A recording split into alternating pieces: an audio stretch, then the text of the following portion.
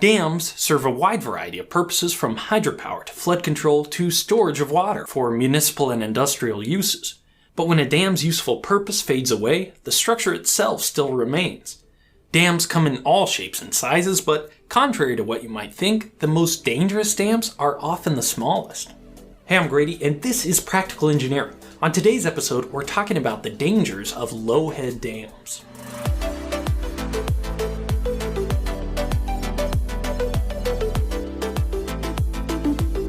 This video is sponsored by Squarespace. Visit squarespace.com/practicalengineering to get a free trial. More on that later. A low-head dam, sometimes simply called a weir, is a small structure that impounds a small amount of water across the width of a river or stream. Usually made from concrete, the purpose of low-head dams is to raise the water level upstream on a river. This can assist with navigation of the channel by boats, create a drop for generating hydropower, and make water available at intakes for water supply and irrigation. Thousands of these structures have been constructed over the years to take advantage of natural watercourses and rivers. The heyday of low-head dam construction was actually in the 1800s, when mills and factories often relied on water power to drive grinding wheels and other equipment. This was at a time when moving water was the most consistent source of power available in large quantities before the widespread adoption of electricity. Most of these old mills and factories are long gone, and the ones that still survive certainly don't depend on water for power anymore. That means many property owners are forced to maintain these old structures that no longer have any practical use. Or more commonly, and much worse, these dams are abandoned by their owner and gradually fall into disrepair. In the US, dam safety regulations focus primarily on the possibility of a dam breaching and causing a flood wave downstream. But because low-head dams are relatively short, a breach poses minimal danger, so most states don't keep track of these small structures. And especially if they've been abandoned, it can be difficult to enforce maintenance regulations on their owners.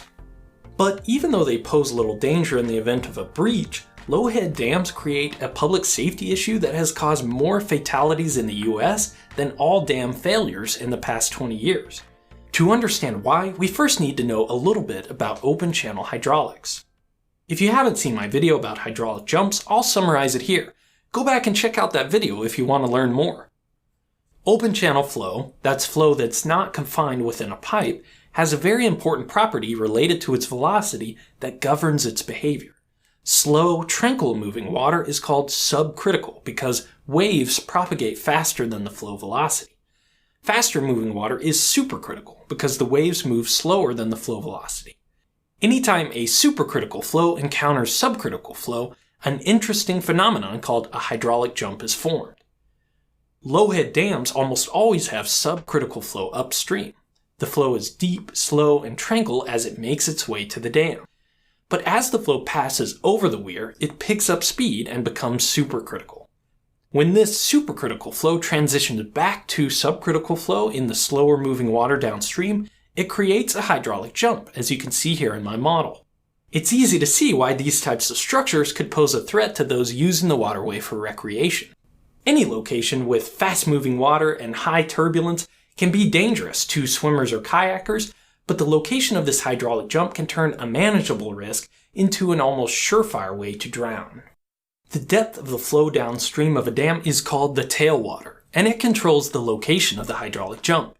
In my model, I can adjust the elevation of the tailwater by adding or removing these stop logs. When tailwater is low, the hydraulic jump forms away from the dam. This is a fully developed jump that follows the traditional shape and flow patterns. If I send down this piece of wood as a kayak or surrogate, it experiences some turbulence as it passes over the weir and the jump, but it doesn't have much trouble escaping downstream. But as the tailwater rises, the jump moves closer and closer to the dam. Eventually, if the tailwater is high enough, the hydraulic jump will reach the dam. This condition is called a submerged or drown jump. It may look fairly innocuous, but this is when things get dangerous.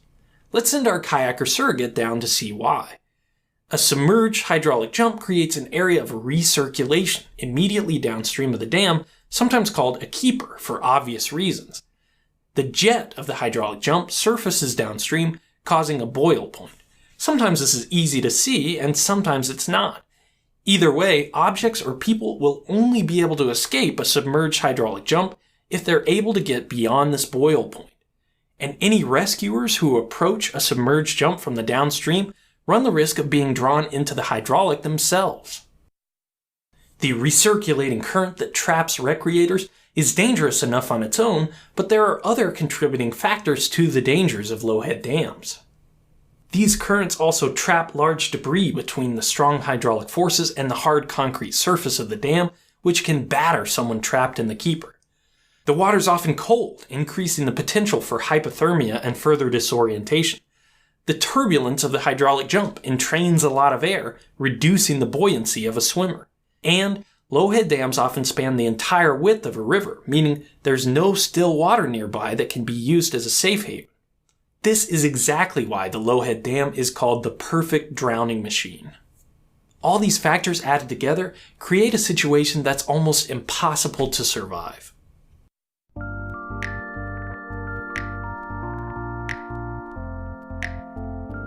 There are a lot of ways to mitigate this issue. The simplest option is just to keep people away from these structures.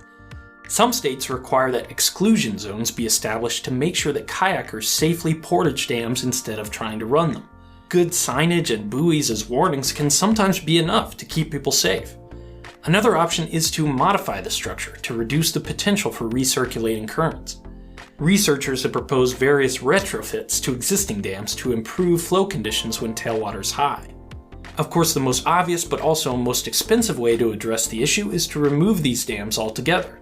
In many cases, they're no longer serving an important role, and removing dams can help restore ecosystems and improve connectivity for aquatic species, in addition to removing a hazard. If you're swimming or paddling on a river with a low-head dam, don't underestimate the danger of these powerful hydraulic forces. Different conditions on the river can dramatically change the behavior of the hydraulic jump, as we saw, so be careful.